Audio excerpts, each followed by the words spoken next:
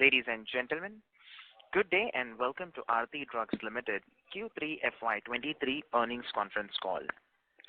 This conference call may contain forward-looking statements about the company, which are based on the beliefs, opinions, and expectations of the company as on date of this call. These statements are not guarantees of future performance and involve risk and uncertainties that are difficult to predict. As a reminder, all participant lines will be in the listen-only mode, and there will be an opportunity for you to ask questions after the presentation concludes. Should you need assistance during the conference call, please signal an operator by pressing star then 0 on your touchtone phone. Please note that this conference is being recorded.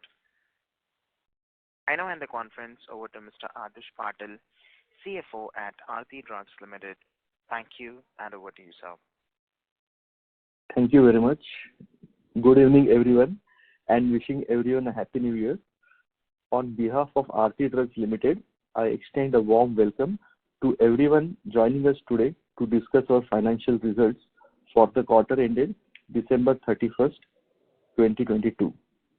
On this call, we are joined by Mr. Harshit Savla, Joint Managing Director, Mr. Harit Shah, Whole-Time Director of Aarti Drugs Limited, and Mr. Vishwa Savla, Managing Director, Pinnacle Life Science Limited, and SGA, our Investor Relations Advisor. I hope everyone had an opportunity to go through the financial results, press release, and investor presentation, which we have uploaded on the stock exchange and on our company's website. In the quarter gone by, the pace of construction activity for the Gujarat Capex was ramped up and the construction is expected to get over within scheduled timeline.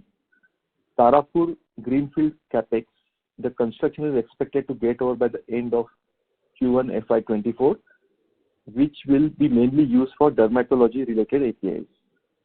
The company is planning to launch products which would be import substitute through this facility. Once the construction is ready, the company is well prepared to take up scale-up batches immediately. As far as Tarapur Brownfield Specialty Chemicals Capex is concerned, the company had taken scale-up batches during H1 FY23. The equipment required to fully scale up this plant are expected to arrive by April 2023. The total Capex during 9-month FY23 stood at rupees 115 crores and is expected to be in the range of 200 to 250 crores for the entire FY23. Coming to our performance during the quarter, the company achieved API top-line growth of 9% during the quarter. However, multiple factors weighed on the margin expansion. Firstly, the API prices corrected for the overall industry, which was mainly on the account of fall in raw material prices. As communicated in the earlier earnings call, the company undertook some price cuts to maintain the market share. Though at the monthly order level, we are able to maintain the desired gross margins, the opening stock for the December quarter was at higher rates. To give you some more perspective, if we keep December quarter as a base, the equivalent raw material purchases would have cost rupees 33 crores higher in the September quarter and rupees 45 crores higher more in the June quarter compared to the December quarter, purely based on rate variance. All this high cost opening raw material and finished good inventory is used in the December quarter's sale. Owing to API price correction, the company has taken inventory loss of approx 6 crores owing to the factors just explained above. Ideally, we would have brought down raw material inventory days, but the company had to keep higher raw material inventory due to an uncertain scenario of sudden spike in COVID-19 cases in December and New Year related holidays in January 2023 in China. The low cost raw material inventory will be utilized from Q4 FY23 onwards, which is expected to improve the gross margins going forward, provided prices don't fall further down. As far as the demand is concerned, the company is expecting volume offtake going forward, which has remained under pressure due to higher API prices and unavailability of the US dollar in lot of export markets, especially the emerging ones. With respect to our performance across our segments, first, API segment, the largest segment of the company in terms of revenue contribution, grew 9% year-on-year. The growth was mainly driven due to increased share of chronic as well as acute therapies, while selling price remained under pressure due to the reason mentioned earlier. We are witnessing improvement in the volume offtake from January 2023 onwards. Revenue from the formulation segment stood at rupees 49.9 crores for the quarter. The formulation segment's share of the total revenue for the quarter was 8%. The formulation segment's core focus area continued to remain exports. During the quarter, exports contributed 39% of the total formulation revenue. Third, revenue growth in specialty, intermediates and others for 9 months FY23 stood at 15% year-on-year basis. For specialty chemicals, the company has recently received commitments from the customers for the brownfield expansion products as well as for a campaign-based product. The company is gearing up the capacity to meet this demand and should be able to start delivering the increased demand in next 3 to 6 months. With this committed line of orders, the company can easily double the specialty chemicals revenue in next 12 months. Please note that this revenue growth will come only from the existing brownfield facilities, and the greenfield capex for specialty chemicals will drive further growth in the upcoming years. Coming to overall standalone performance for the quarter, standalone revenue for Q3 FY23 stood at rupees 614.4 crores as against 579.9 crores with a year-on-year growth of 6%. The standalone business contributed tentatively 92% to the consolidated revenue for the quarter. Around 61% of the revenues came from domestic market and 39% from the export market for Q3 FY23 for a standalone business. Domestic revenue grew approximately by 8%, while exports grew only by 2% year-on-year for Q3 FY23. Within the API business, the antibiotic therapeutic category contributed approximately 45%, anti-diabetic approximately 16%, anti-protozoal around 16%, anti-inflammatory around 12%, antifungal around 8%, and the rest contributed approximately 3% to the total API sales of Q3 FY23.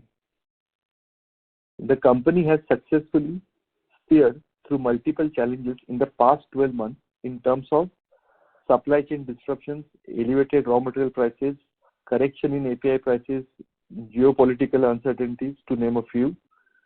We are confident that the worst is behind us and we are witnessing a pickup in chronic as well as acute therapies. The demand is steadily picking up and volume offtake is expected to return to the growth trajectory within next 2 to 3 months. As far as the company's financial management is concerned, the company remains frugal and leverage stands comfortably at 0.53 times as of December 31st, 2022. The company will optimally utilize the mix of debt as well as the internal accruals to fund the ongoing capex. The company will also strive to maintain payout to the shareholders while continuing to invest for the next leg of growth. With new facility for dermatology coming up in FY24, along with operationalization of the expanded brownfield expansion of specialty chemicals facility at Tarapur, company expects growth in revenue as well as profitability in upcoming year. With this, we can now begin question and answer session. Thank you. Thank you very much. We will now begin the question and answer session. Anyone who wishes to ask a question may press star and one on the touchtone telephone. If you wish to remove yourself from the question queue, you may press star and 2. Participants are requested to use handsets while asking a question. Ladies and gentlemen, we will wait for a moment while the question queue assembles. Reminder to the participants, anyone who wishes to ask a question may press star and 1.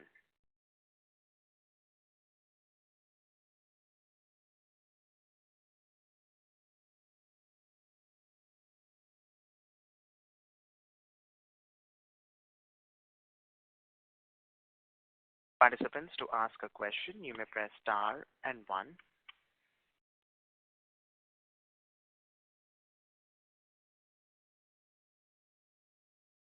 The first question is from the line of Chirag Dagli from DSP BlackRock. Please go ahead. Yeah, sir. Thank you for the opportunity. So this specialty chemical piece, you talked about doubling of revenue even without the greenfield facility. This is currently about 8-9% of revenue for us. So two questions there. First is that where are you seeing this number 8-9% of sales go over the next 2 to 3 years, including both greenfield and brownfield expansions that you have, and how different is the profitability of this business versus the rest of the business? Hi. Yes. So, okay, one thing I would like to correct means right now the spec chem and intermediates we are clubbing together. The spec chem will be around 4 to 5%, and that we are expecting to double right now. And with the brownfield expansion only, the one of the recent brownfield expansion what we had done for chlorosulfonation product. That right now we are just operating at 10%.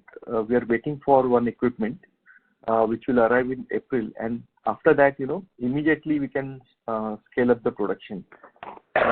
And plus, we are also expanding one of the contract manufacturing products in this segment based on the customer's requirement and commitment. So, based on that, we can easily double our spec chem segment. And as far as the further greenfield expansion is concerned, we are hoping, going forward, we can take this spec chem and intermediates to around 20-25% of the standalone revenue after 2-3 years. 3 years. This includes both specialty chemicals and intermediates. Correct. Yes. Understood. So roughly double the contribution, effectively. Yeah, and the margin profile of this product is also slightly higher than our conventional API products. Margins are higher. Understood, sir. Okay. And the second question I had, sir, was on the API business. You talked about prices being under pressure. We've still grown 9% YOY. On a net basis, have volumes grown double digit and prices have come down a few percentage points is how we should think about this? No, see, as of now, on a sequential basis, the prices have definitely come down. But on year-on-year basis, still for the December quarter, there was a bit of price growth, positive rate variance. So this time in the December quarter, the volume was quite flattish actually. For the domestic market, there was some flattish marginal volume growth of 2 to 3%. But for the export, in fact, there was slight degrowth in the volume as far as volumes are concerned for the December quarter. So the first half year, the volume growth was excellent for the export. But for the December quarter, we could see that there was slight lack of demand due to lack of government tenders in the export geographies. And that has also to do something with the shortage of dollars, US dollars, in those emerging countries. Understood, sir. Sir, any thoughts on margins where we are? Today we are at significantly lower than history in terms of margins. How should we think about margins going forward for the API business? Yes. So the margins will definitely improve because we base this comment on the information that our current monthly orders which we are taking, they are at significantly higher gross margins significantly means as compared to the financials. So they are where we typically want. They are there at the desired gross margin level, but then it is not reflected in the financials because of this sharp decline in the raw material prices. What happened was we started this December quarter with very high inventory, around 100 days. And all this inventory was at a very high rate. As I was saying that if we purchase December inventory with the September rate, then it will cost us 33 crores higher. And if we compare it with respect to June rates, it will cost 45 crores higher. So my point being, the prices have come down significantly, and the selling prices with say 1 month lag, they follow the raw material prices, but our inventory was more than almost 100 days, and that had really put a squeeze on the gross margin. In fact, we have also taken 6 crores of inventory loss for the December end for some of the finished goods, where we saw that the earlier purchases, the cost price was slightly higher than the selling price, but we have already taken that loss, which was contributing to around 1% in gross contribution. And in addition to that, this FIFO method has also squeezed margins quite a lot. So we definitely feel that once the pricing stabilizes of the raw material, then we can see some healthy margin expansion in our gross contribution. So Q4 should be better than Q3 in terms of margins, and that exit is what should probably will you improve on that exit margin for the full year of next year, sir, FY24? Yes. So Q4 means definitely ideally should have been better. Only one concern is there that in Q4 also our inventory was high, and the reason being in the month of December there was a lot of uncertainty related to the COVID-19 outbreak, another wave and lockdowns, and because of that those reasons we have kept the raw material inventory high, so that we should not face any production losses. So that is the only worry, that we will be carrying some bit of inventory into this March quarter. But then the thing is, this inventory will be significantly lower than the opening rates of the December quarter. As I said, that almost 33 crore difference is there of what we purchased in December versus had we purchased the same with the September rates. Understood. Okay, sir. Thank you so much. Thank you. Thank you. Reminder to the participants, anyone who wishes to ask a question may press star and 1. The next question is from the line of Pujan Shah from Congruence Advisors. Please go ahead. Hi, sir. Am I audible? Yes. Yeah.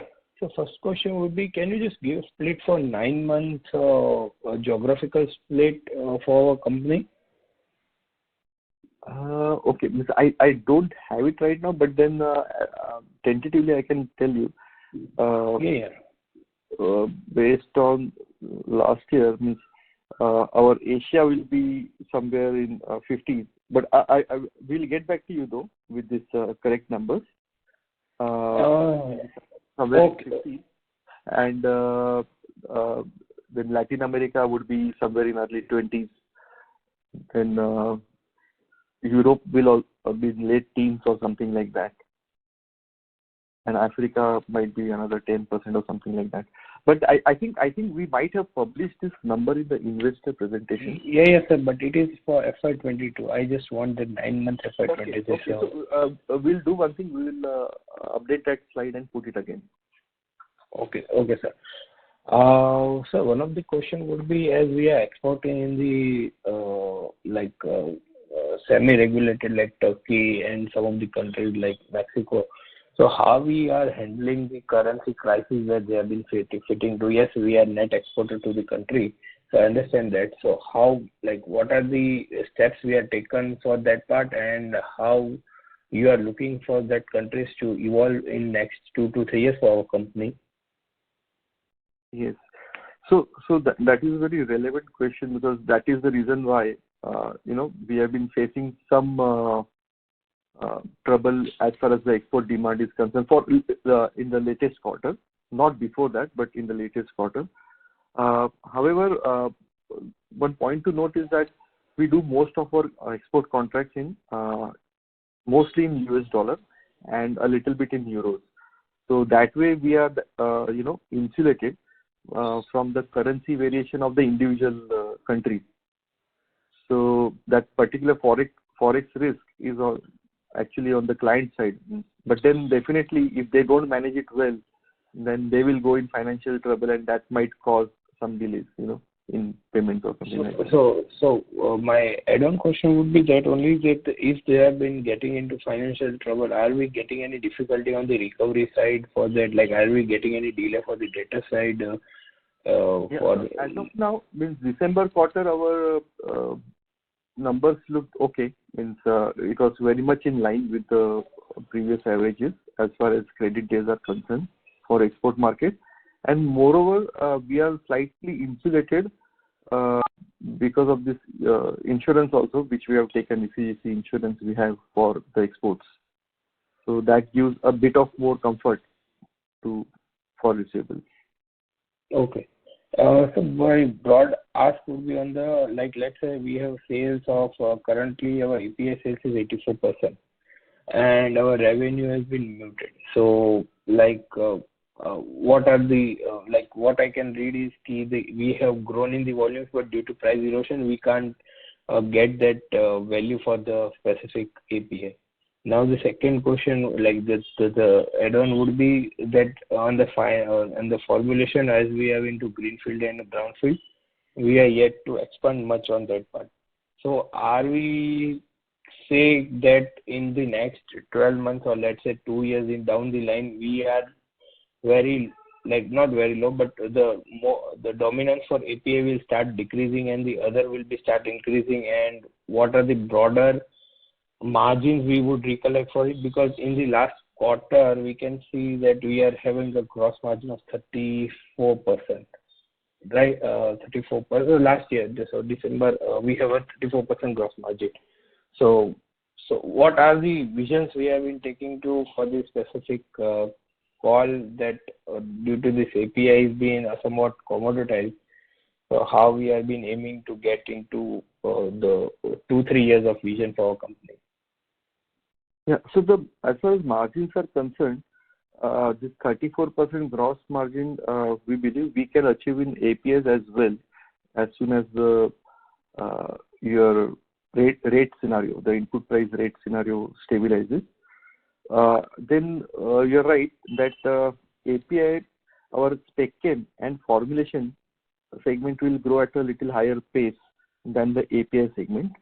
One of the reasons will also be because of API is of higher base, it's almost, as you said, that 80s, it is contributing to the revenues.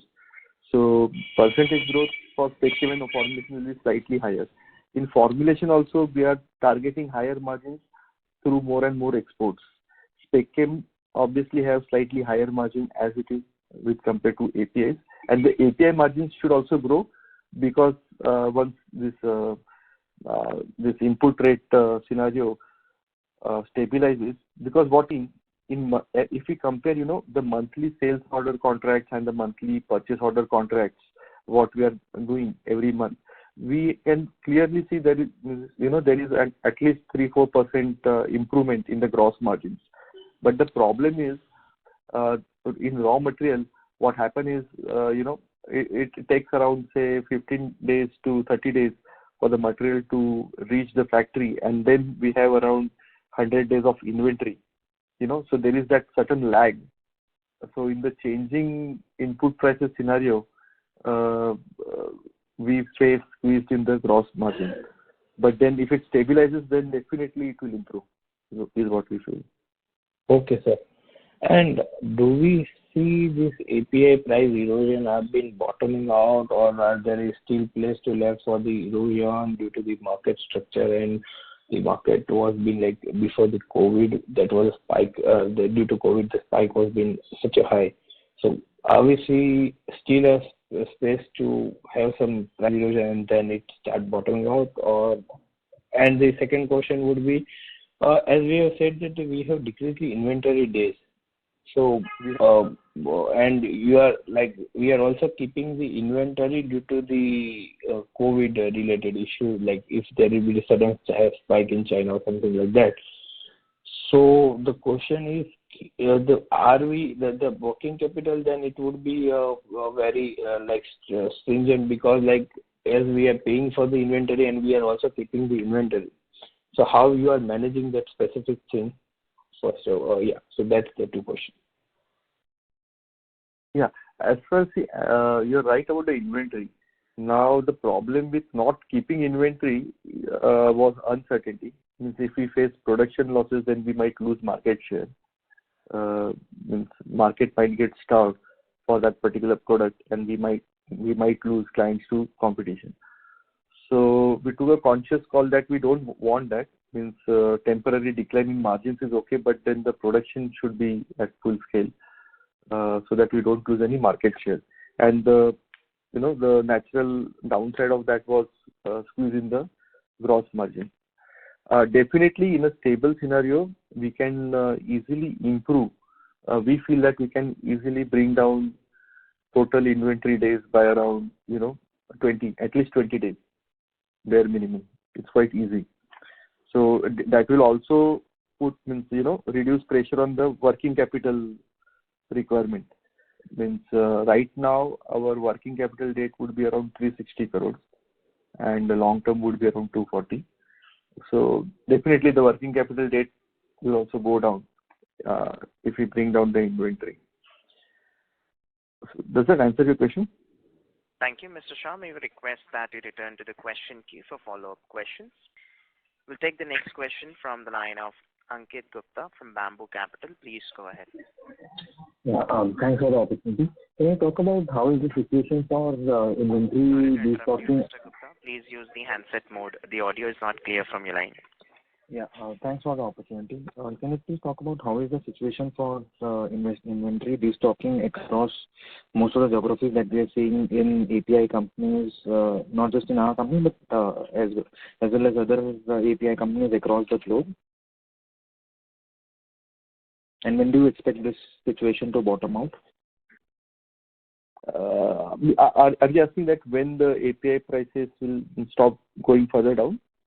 No, I'm asking about, across companies, across various companies, we've been hearing that, there had been some surplus inventory built up during 2021 and 2022, which has actually, impacted the demand during the past few quarters. So how is the situation currently, and when do you expect the situation to bottom out and improve from there on? Okay. I will request Harit Bhai to answer this question. Yeah, actually the raw material prices, as far as raw material prices are concerned, they are almost at pre-COVID level or lower than that. And as far as demand is concerned, we expect demand to pick up in next 2 or 3 months, March onwards. We expect demand to further move up. So all inventory which was in pipeline has come down to very realistic level now. So we expect demand to go up by March, April onwards. Sure. And then how are the API prices compared to the pre-COVID levels? How are they currently? Like as you were saying, the raw material prices have come down to pre-COVID levels, but how are the final API prices? Yeah, it follows. Like we are also almost coming down to pre-COVID level for API, most of the APIs. Case to case is different, but more or less we are at pre-COVID levels. Yeah. Sure. And then on the capex of 600 crore that we are implementing over the next 3, 4, 5 years, can you talk about, we have given product-wise capex. So when each of these capex is expected to be completed, and how do you see the growth panning out for us during FY24 and 25 post completion of this phase-wise capex? Okay. So as I was saying that.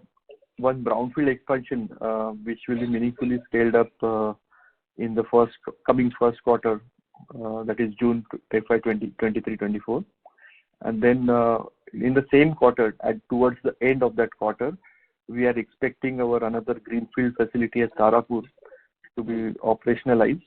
Then we will start taking the scale-up batches. The pilot batches of the same means scaled-up pilot batches at another location are being taken right now as we speak. And as far as the SpecChem greenfield project is concerned, which is coming up in Gujarat, that we expect by the end of first half, that is towards the end of September, that particular facility will be operationalized, and then it might take around a month or two troubleshooting problems like scaling up and on. So those are the tentative timelines as of now.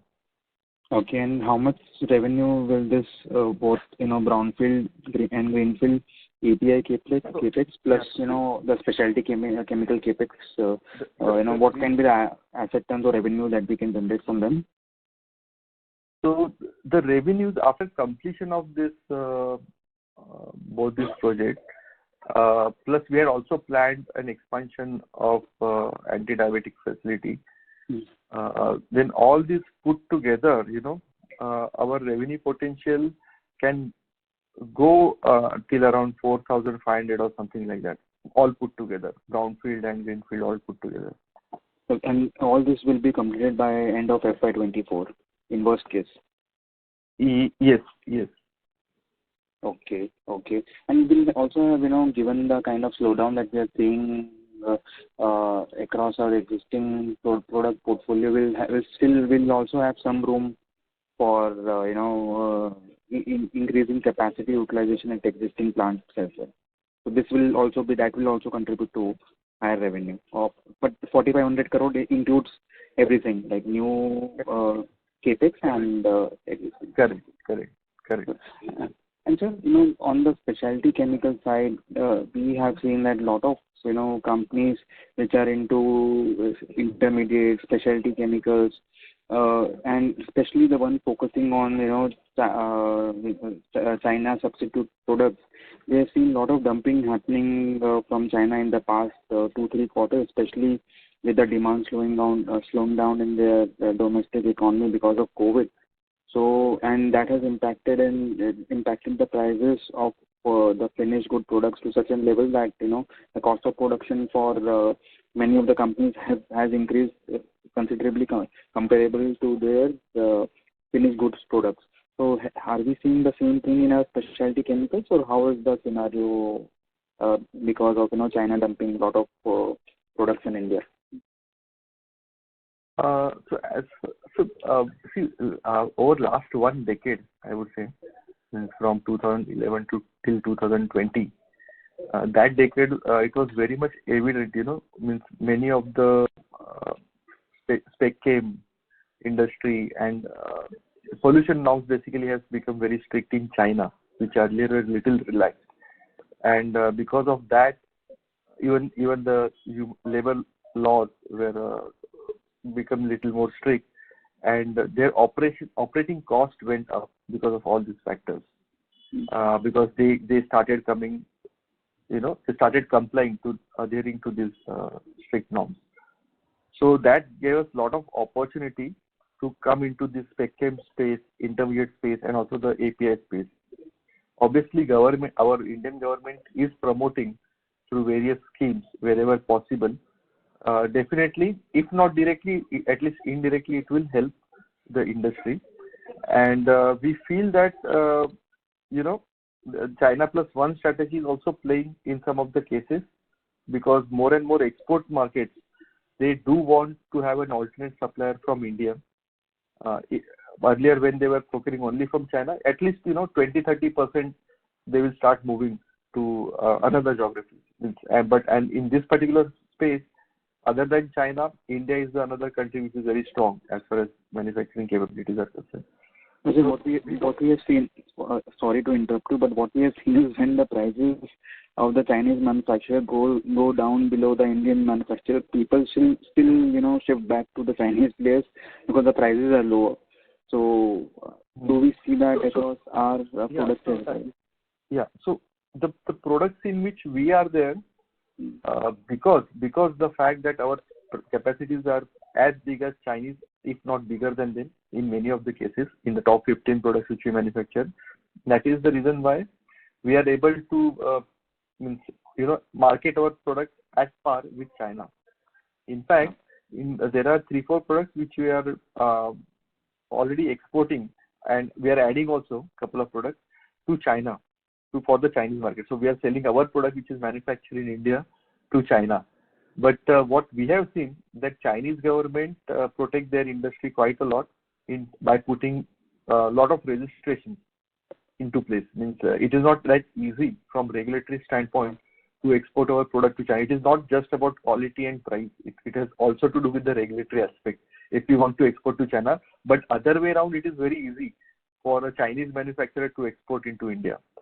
Another good indicator is that in last 6-7 years, Southeast Asian market, which was predominantly occupied by Chinese manufacturers, they had a stronghold in that market. But we were able to penetrate, and that is the reason why our Asian market share has gone up significantly higher over last 7-8 years. So as far as cost is concerned, we are able to compete with China. So it is more to do with other macro factors and other regulatory environment. Sure. But my question was more to do with the specialty chemical side. APIs, we have a stronghold. We are a top 5, top 3 player in many of our molecules. But, specialty chemical will be, some of the products in those will be a new entry for us. And so how will be the situation there specifically? So the products, if we take our 2-3 specialty chemicals, those products also, that particular business which we are getting more and more market share from a particular contract manufacturer. So earlier they were procuring from China, that particular product, and recently we got 30% bump in that particular contract as well. So we are getting market share from China, even in spec chem products. And in some of the cases, in fact, there are even Chinese counterparts who are, talking with us to manufacture certain product over here, and they will then focus further on the higher end of the value chain. So there is collaboration right now. Sure. And last question on the margin side, Adesh, when you ramp up to, let's say, 80-90% of the capacity, including the incremental CapEx that we are doing, and it's, let's say, around, 3,800, 4,000 crore kind of revenue, what can be the steady state margin that we can expect from the company? Okay. So the current business can go, current means I'm not talking about greenfield expansion, but the current business, once we achieve higher utilization, that can fetch us around, say, 15-16% EBITDA margins. Plus, because of the higher exposure to spec chem and export formulation, slightly we can, at least try. Our target should be, to reach towards 18%. Okay. At least, in a normal case, 16 to 18% is what we can aspire to achieve, or in fact 18% is what you're saying. After all the expansions are completed. Sure. Thank you so much, and wish you all the best. Thank you. Thank you. Participants, to ask a question, you may press star and 1. The next question is from the line of Prerit Chaudhary from Green Portfolio. Please go ahead. Yeah, good evening. So I had a question relating to the previous call. So in the previous call, the company mentioned that there has been some delay in delivery of some high margin, high value products. Please use the handset mode, sir. There is some disturbance coming from your line. Okay. Am I audible now? Quickly? Yes, sir. Hello? Yeah. So in the previous call, the company mentioned that there had been some delay in orders for high value, high margin products, which have affected the margin. So are there any changes in the current quarter? Are those products delivered? Hello? Yeah. Frankly speaking, I don't recollect to which particular products we are referring to as of now. But the thing is, those products will be delivered. If it was a spec chem kind of product, typically, orders don't get delayed this much. If not in that particular month, by next month they are delivered. So I'm assuming that these products will be delivered. But the main reason for the squeeze in the margin for this quarter was because of the inventory, which I was explaining earlier. Okay. All right. Okay. Thank you. So those products, you don't know which all those products were? I mean, if you can some data, what were the order sizes? So I will pull up that data, then I will come to know. okay. Okay. Fine. Thank you. That's it from my side. Okay, thank you. Thank you. Participants, to ask a question, you may press star and 1. The next question is from the line of Bhagwan Chaudhary from Sunidhi Securities and Finance. Please go ahead. Yeah, thanks for the opportunity, sir. Just a few clarifications from your starting comments. You said that we lost 30 crore kind of the revenue because of the pricing. Is that right? No, actually, what I was trying to tell that the opening inventory as of 1st October, typically all those purchases were done in the month of September. If we take around, say, 90 to 100 days of inventory cycle, so whatever was purchased in that particular quarter, September quarter, would have been sitting by the end of that quarter. Now, if we use the September quarter rates and check the rate variance with respect to the December quarter rate, then we saw that there is 33 crores of negative rate variance. Means the raw material purchases have actually come down by 33 crores for a quarter, purely because of the rate variance. But when we were carrying the stock, that much expensive stock, to start the quarter of December, So all that particular stock which we purchased in December must be sitting at the 31st December stock, that way. Okay. And the other way, you said that we have the 6 crore loss of the inventory because of the... So that is another thing. That is, in addition to this factor, there was 6 crores of inventory markdown what we have done for finished goods, wherein the prices have collapsed so much, because of this 100-day cycle. The cost price is actually higher than the selling price. So we have marked down the inventory to the selling prices, and there we further suffered that 6 crore of inventory loss. So on the other side, when you say the growth was 6% on a standalone basis, I'm saying that again there the volume was flat in domestic and negative in exports, and there was a growth on the pricing. So that's you are comparing on YOY basis. Yes. And the other two things, 33 crore and 6 crore, this was the QOQ basis. Correct. So the margin squeeze I was explaining because that is related to what we purchased in the previous quarter, but then we had to sell the inventory at lower prices because the prices collapsed significantly. So my next question, now if the pricing are the same and we are carrying some inventory of that earlier quarters as well, so what would be the impact in this quarter of this entire scenario? So this quarter definitely should be better, provided, right now, still we can the January month, January month itself, there was a price reduction. If we compare with the average realization of the December quarter, there is still further price reduction. But if this on final products. Of final products, okay. So if this price reduction stops here, and that final product is basically based on the raw material, because the raw material prices are also going down, and that is the reason why the final products are going down. So, and at the order level, we are still making decent margins, but the problem is we are carrying this 100 days of inventory. So, if it stops here, then definitely March quarter will look much better than the December quarter. But if month on month, if the raw material prices keeps going down, and so will the selling prices, then then again something like December quarter might repeat. But then it looks difficult for the prices to go down further from here. Got it, sir. And what is the update on this US FDA inspection part? Yeah. Yes. So we furnished the final response in the month of September, And then in October, for the same plant, we got EDQM audit. In fact, we had a Canadian audit scheduled for the same plant in January end, but then we got information from Canadian authorities that because we have already been inspected by the EDQM authorities recently, so they won't be coming for the audit. And this EDQM thing, the certificates and all should be out by 27th February.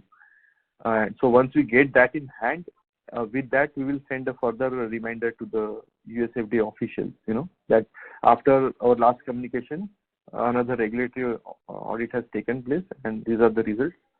So we invite you to the plant. My understanding is we were already approved by EDQM in this.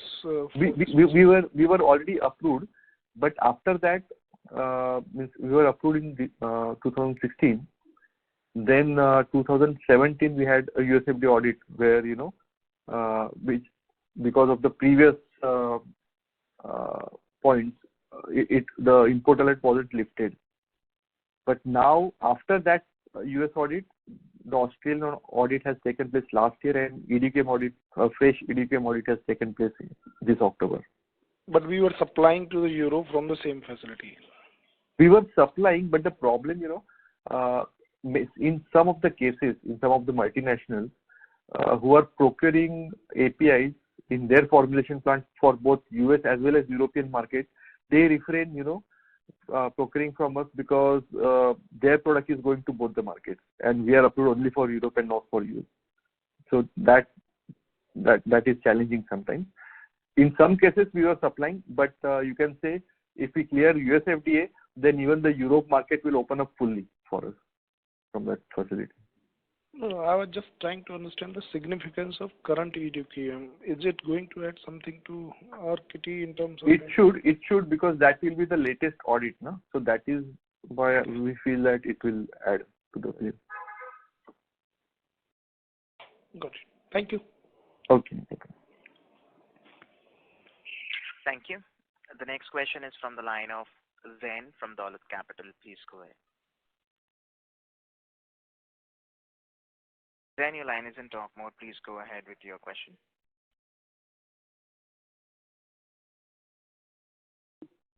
Hello. Yes, you're audible. Please go ahead. Yeah, hi. Hello, sir. I just want to know the one question, which is about formulation. It is 9% decline YOY. So, want to know the reason for that? Yes. So, formulation, what has happened, we have won a tender in Latin American market, and we manufactured in our local formulation plant for this tender, and we moved our product to our subsidiary in that country. So, because it was internal sale, the product has reached the export market, but from there now it will be sold in March quarter, in this quarter, to the final authorities in that country. So that is the reason why we had to remove 10 crores of sale and 2 crores of profit from, because it was under consolidation, it got netted off, but it will come in March quarter. So there were some deferred sales. This time we did not sell more into domestic market for formulations, and that is the reason why the sales looks low. And even the profit is looking low because it got netted off in the consolidation, but it will come in the March quarter. Yes, sir. Thank you. Okay. Thank you. Participants, to ask a question, you may press star and 1.